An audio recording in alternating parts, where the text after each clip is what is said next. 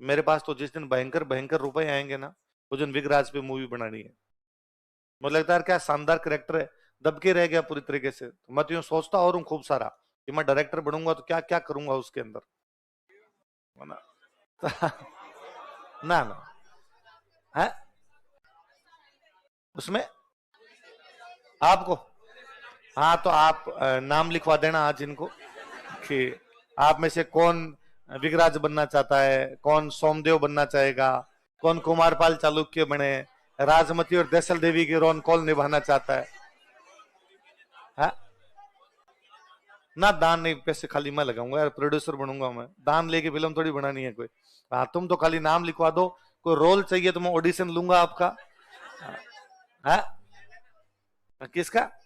अब वो कोई रोल जो आपको भला लगे वो रोल तुम कर सकते हो अपने अपने हिसाब से, है ना। खूब सारे करेक्टर है, इतने तो बता ही दिए मैंने, और भी खूब सारे करेक्टर है। तो मैं यूं कई बार सोचता हूँ कि यार यदि मैं ऐसी कोई मूवी बनाऊं तो उसका जो पहला सीन हो उस पहले सीन में ही हो कि अजमेर की एक पाठशाला है, सरस्वती कंठाभरण, और राजा उस पाठशाला के एक तरफ कुछ बच्चे बैठ के ओम भूर्भुवस्सुः कर रहे हो, मतलब संस्कृत के मंत्रों का जाप कर रहे हो, और दूसरी तरफ एक राजा बैठ के और नाटक लिख रहा हो हर के लिए।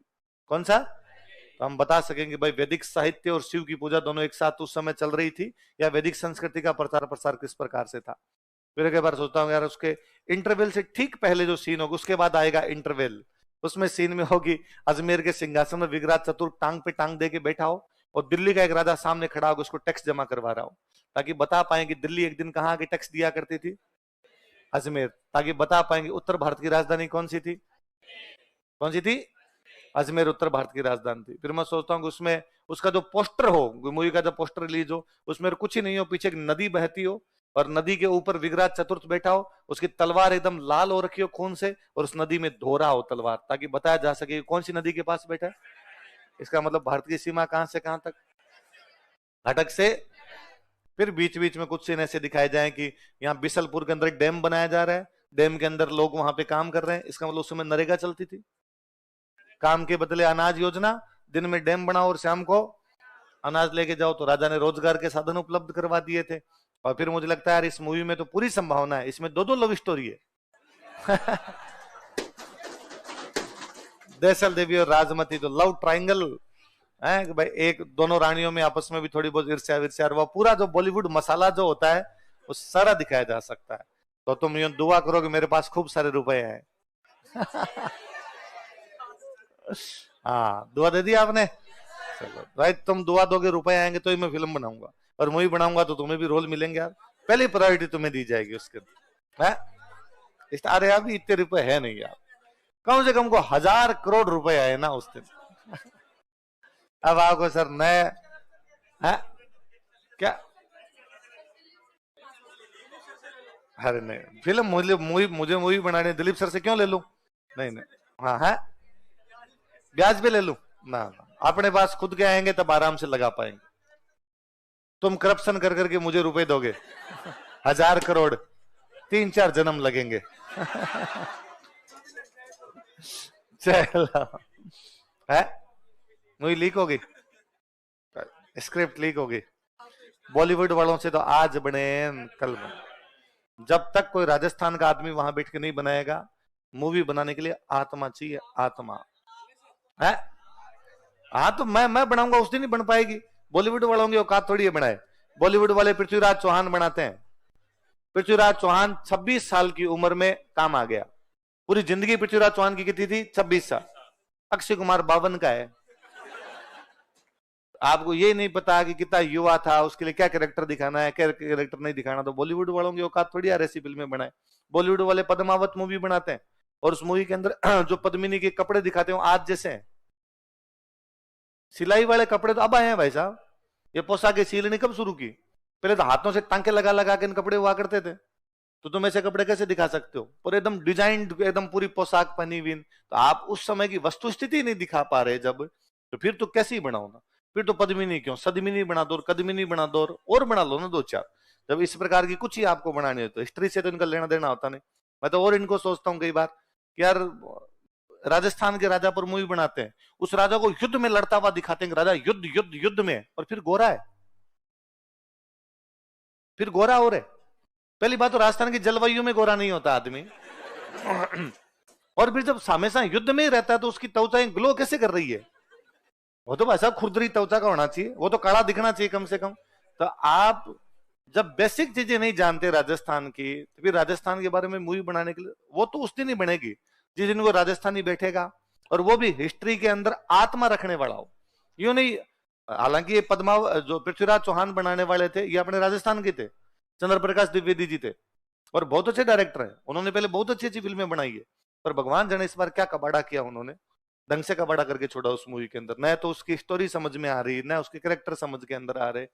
तो एक दिन आएगा कर्ण अर्जुन, ये मुझे भी मालूम है जन्नत की हकीकत, दिल को बहलाने के लिए ख्याल अच्छे हैं गालिब।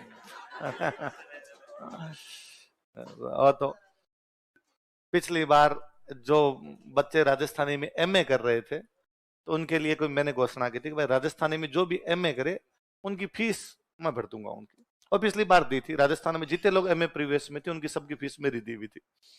तो मैं जहां भी जाता वो कोई कार्यक्रम होता, भाई राजस्थानी की वो फीस वितरण अब देनी पड़ेगी ना, फीस तो जाके ऐसे तो कैसे दोगे आप, अकाउंट में जमा करवाई, फिर उनके वो पूछने के लिए जाना भाई आई कि नहीं आई तुम्हारे अकाउंट में। फिर छोटा मोटा वो यूनिवर्सिटी वाले प्रोग्राम कर लेते हैं, हमारी तरफ से कोई प्रोग्राम हो जाता है और नहीं तो कम से कम इनको वही बांट दो अपने कि भाई आ गई तुम्हारे पास, आ गई तुम्हारे पास, आ गई ऐसे। अब कोई कार्यक्रम होता उसमें मीडिया वाले आए हुए रहते हैं, तो मैं जो उदयपुर एक कार्यक्रम में था, शायद उदयपुर कोई फीस का था, और उसमें थोड़े लोग थे जो बच्चे थे जिनको फीस थी, उतने ही लोग 40 एडमिशन थे, 36 एडमिशन थे, ऐसे कोई एडमिशन थे, 40 सीट है शायद 36 एडमिशन में, तो उनकी फीस तो 36 बच्चे तो वो रहे होंगे, 15-20 कोई और आ गए, 5-7 का स्टाफ था, 2-4 लोग हम गए हुए थे, 50-60 लोग। बाहर निकले मीडिया वाले कोई खड़े, सर आपको बाइट देनी, बाइट देनी, छोटे मोटे कार्यक्रम होते मीडिया वाले बाइट लेते ही हैं। तो मैं हाँ, तो पहले तो उन्होंने वही राजस्थानी भाषा का थोड़ी बात यूं की, फिर कहा कि आप इस प्रकार के कार्यक्रम आयोजित कर रहे हैं, क्या आपको चुनाव लड़ना है? मैं को हाँ लड़ना है, तू टिकट दिलवा पहले तो। और जीत का जुगाड़ करवा यार। तो यार इतना तो दिमाग लगा कि मेरा जिला है चूरू, मैं यहाँ पे उदयपुर में आके कार्यक्रम कर रहा हूं, तो उदयपुर से तो चुनाव लड़ने से रहा, यहाँ पे आके बांट रहा हूं, तो यदि तेरे को ये लगता है कि फीस बांटने से चुनाव लड़े जाते हो तो तुम अब तक एमएलए हो जाना चाहिए था, है ना। तो लोगों के हमेशा लोगों को लगता ही है कि कोई आदमी थोड़ा सा यदि इधर उधर घूम रहा है ना, इसका मतलब क्या लड़ेगा, घूमने से चुनाव लड़े जाते, तो फिर राजस्थान में सारे एमएलए बन के घूमते, है ना। फिर मैंने उसको और कहा कि मैं 365 में से 300 दिन या 300 ही नहीं 325 दिन, 40 दिन निकाल दो ज्यादा से ज्यादा, स्प्रिंग बोर्ड में रहता हूं। सुबह 7 बजे से लेकर रात को 9 बजे तक मेरा रूटीन सेम है। जिसको चुनाव लड़ना हो वो कम से कम इलाके में जाके तो रहे। मुझे मेरे 2025 में आज हो गई, कितनी तारीख होगी, 31 मई, पूरा बीत गया, मैं घर नहीं गया एक दिन ही, बीकानेर नहीं जाया गया कि भाई अब घर वाले मेरे बीकानेर रहने लगे, पापा मम्मी इधर आ जाते हैं कि भाई टाइम होता नहीं, एक आधे दिन की कोई छुट्टी होती है, आजकल दूसरी पंचायतियां रहती है, इधर उधर मैं कहीं पे चला जाता हूँ, हिस्ट्री वाला कार्यक्रम, कोई राजस्थानी वाला कार्यक्रम, उनमें चला जाता हूँ, एक आधा दिन का होता है, फिर मुझे लगता है एक दिन के लिए क्या जाएंगे, पापा की छुट्टी होती है तो वो आ जाते हैं, तो बस 10-15 दिन यहाँ पे रह के चले जाते हैं। चुनाव लड़ने के लिए अलग नीतियां होती है, जिनको चुनाव लड़ने होते हैं ना वो अपने इलाके में रहते हैं, केवल उसी इलाके के लोगों के काम करते हैं, उसी इलाके के लोगों के बीच में घूमते हैं। केवल यूं राजस्थान में गाड़ी लेके चक्री होने से चुनाव लड़े जाए तो फिर तो मैं डायरेक्ट यूएनओ का महासचिव होना चाहिए।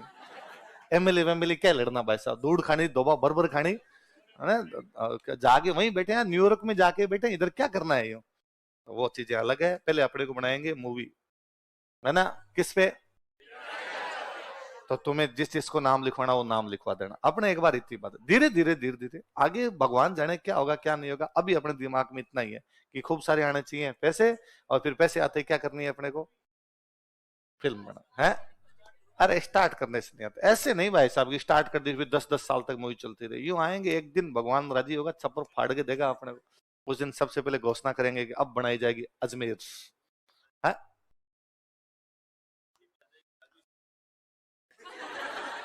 यूट्यूब पे क्लिप आ जाएगा, राजवीर सर को चाहिए पैसे, फिर नीचे लोग निकालेंगे गालियां उसके, लूटता है कोचिंग में।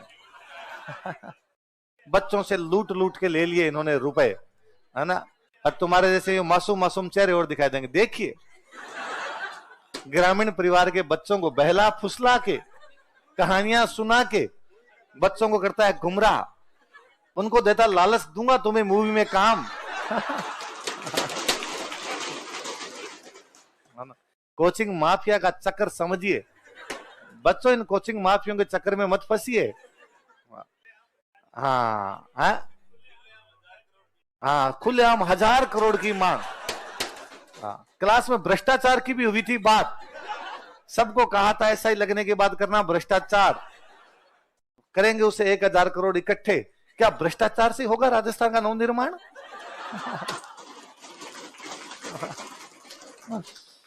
कबीरा इस संसार में बांधी बांधी के